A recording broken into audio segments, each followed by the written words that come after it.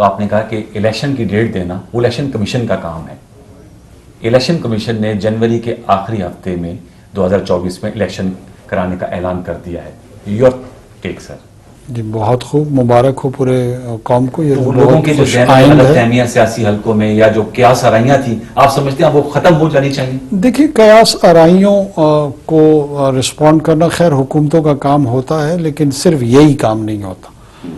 ہمارا کام یہ ہے آئینی طور پہ کہ ہم جو کانسٹیٹیوشنل کی ڈیمانڈ ہے، جو اسسٹ کرنا ہے اس پروسیس میں، اس پہ اپنا فوکس رکھیں. جو فائنینسز کی ریکوائرمنٹ ہے وہ اویلیبل کریں، جو سیکیورٹی کی ارینجمنٹ ہے پولنگ ڈے سے پہلے، پولنگ ڈے کے دوران اور ایون پولنگ ڈے کے بعد واضح ہیں ان کو پورا کریں.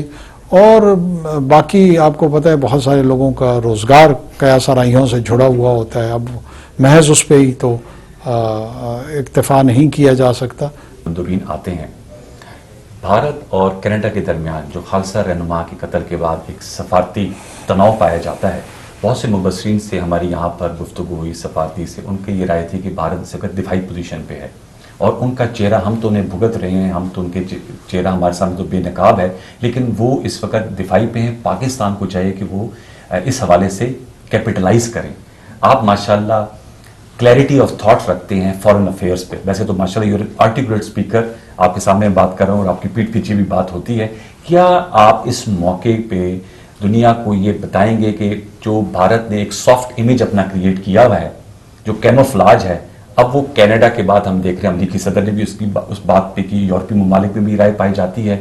کس طرح دیکھ رہے ہیں اس تناؤ کو، اور پاکستان اپنا مقدمہ اس سے جوڑ سکتا ہے؟ دیکھیں انور صاحب، ایک تو جو آبجیکٹو سٹینڈنگ ہے بھارت کی اور اس کے امیج کی اور اس کی برانڈ کی، میں سمجھتا ہوں یہ خالصتان کے رہنما کو بھارتی ریاستی ایجنٹوں نے جس طریقے سے ان کو شہید کیا ہے، وہ معصوم تھے، اس لیے میں ان کو شہید سمجھتا ہوں. جس بھی انسان کی، معصوم انسان کی جان لی جائے، یہ ایک جرم عظیم ہے. اور قرآن حکیم کے الفاظ میں اٹس ٹینٹ اماؤنٹ، یہ مترادف ہے اس کی کہ پوری انسانیت، اگر ایک انسان کا قتل ہوتا ہے تو پوری انسانیت کا قتل ہوا ہے.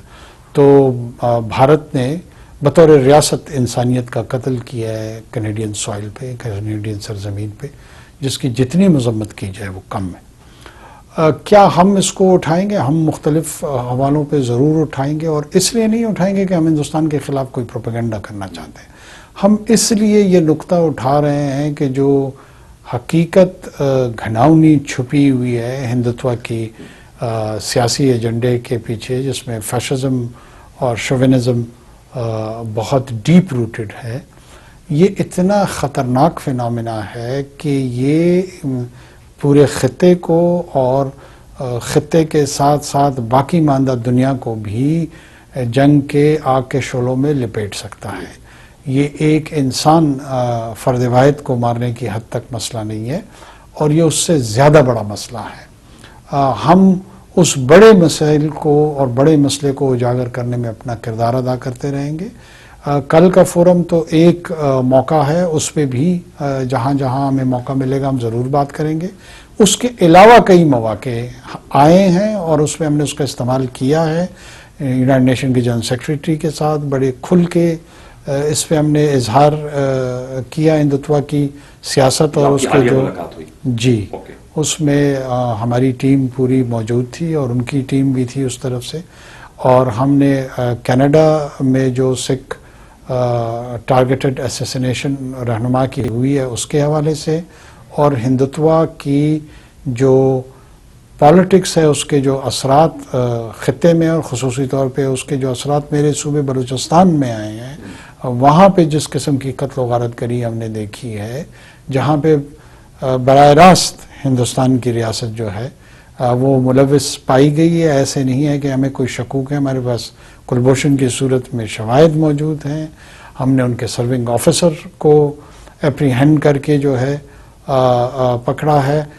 ہم تو یہ چہرہ اور یہ جو سائیڈ ہے ہندوستان کی وہ بھگت رہے ہیں. مسئلہ یہ ہے کہ اب ویسٹرن کیپٹلز کو یہ ہٹ کر رہا ہے. ہمارے کہنے سے زیادہ جب وہ خود کہیں گے تو ہم یقیناً ان کو ताने नहीं देंगे कि हम तो कहा करते थे, हम ताना जनी को अवॉइड करेंगे, लेकिन उनकी री इन्फोर्समेंट ज़रूर करेंगे कि आप बिल्कुल दुरुस्त समझ रहे हैं, देर आयत दुरुस्त आयत, ये जो ख़तरा है उसको भांपें, समझें और इसको रोकने की तैयारी करें।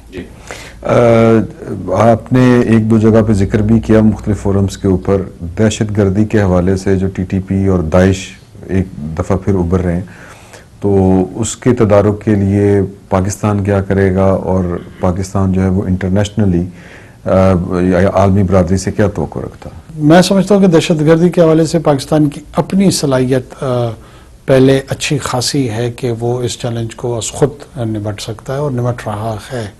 पाकिस्तान एक सक्सेसफुल केस स्टोरी है कि उसने काउंटर टेररिज्म के जितने ऑपरेशंस हैं उसमें ना अपने स्टेट स्ट्रक्चर को चैलेंज होने दिया, बल्कि एक यूनियन काउंसिल भी कभी ऐसे नहीं हुआ कि वो दहशत गर्दों के कंट्रोल में रहा हो लंबे अरसे तक। ऐसा हुआ है कि एरिया ऑफ इन्फ्लुएंस उन्होंने क्रिएट किया है, लेकिन उस एरिया ऑफ इन्फ्लुएंस को डिनाई किया गया और उस डिनाइल के बाद उनकी हिट सबटाज और हिट करने की जो सलाहियत है वो तो मौजूद है, जो गोरिल्ला टैक्टिक्स होती हैं, लेकिन ऐसा कभी नहीं हुआ कि उन्होंने टेरिटरी कंट्रोल कर ली हो और जिसकी वो बेपनाह ख्वाहिश और कोशिश रखते हैं। ये डोमेस्टिक कैपेसिटी जो हमारे ख़ास तौर पे मिलिट्री और उससे जुड़े हुए जितने भी इदारे हैं उनकी डेवलप हो गई है, उस पर हमें फ़ख्र भी है, नाज भी है और हम उसका इस्तेमाल भी करते आ रहे हैं। लेकिन साथ साथ जो रीजनल अप्रोच है, जो अफ़गानिस्तान के आसपास के जो ममालिक हैं उनके साथ पाकिस्तान बहुत क्लोज कोऑर्डिनेशन में है, बड़ी ओपन कम्युनिकेशन में है और ये एक ऐसा ख़तरा है जो सिर्फ पाकिस्तान के लिए नहीं, हमारे लिए आज उसकी शिद्दत में थोड़ा से ज़्यादती होगी और इजाफा हुआ होगा, लेकिन पूरा ख़ित्ता इससे कंसर्न में है। उनकी बहुत डीप वरीज़ हैं कि ये किसी भी वक्त उनकी तरफ पलट के आ सकता है। तो ऑलरेडी पाकिस्तान उनके साथ मुआवनत में, एक दूसरे के साथ ताउन में इस अप्रोच को एड्रेस करने के लिए ऑलरेडी हम एक पेज पे हैं। तो आपने कहा कि इलेक्शन की डेट देना वो इलेक्शन कमीशन का काम है। इलेक्शन कमीशन ने जनवरी के आखिरी हफ्ते में 2024 में इलेक्शन कराने का ऐलान कर दिया है। Your take sir? जी बहुत खूब, मुबारक हो पूरे कौम को। ये लोगों के जो गलतफहमियां सियासी हलकों में या जो कयास आराइयां थी, आप समझते हैं वो खत्म हो जानी चाहिए? देखिए, कयास आराइयों को रिस्पॉन्ड करना खैर हुकूमतों का काम होता है, लेकिन सिर्फ यही काम नहीं होता। हमारा काम ये है आइनी तौर पे कि हम जो कॉन्स्टिट्यूशनल की डिमांड है, जो असिस्ट करना है इस प्रोसेस में, उस पर अपना फोकस रखें। जो फाइनेंसेस की रिक्वायरमेंट है वो अवेलेबल करें, जो सिक्योरिटी की अरेंजमेंट है पोलिंग डे से पहले, पोलिंग डे के दौरान और इवन पोलिंग डे के बाद वाज़े हैं, उनको पूरा करें। और बाकी आपको पता है बहुत सारे लोगों का रोज़गार कयास आराइयों से जुड़ा हुआ होता है, अब महज उस पर ही तो इक्तफा नहीं किया जा सकता। ये हिस्सा है निज़ाम का, ये चलता रहेगा। Sir, we wish you best of luck. जो यूनाइटेड नेशन जनरल असेंबली में आप खिताब करने जा रहे हैं, ऑल आइज ऑन इट। आपका बहुत शुक्रिया हमसे गुफ्तगू करने का। थैंक यू, बहुत शुक्रिया।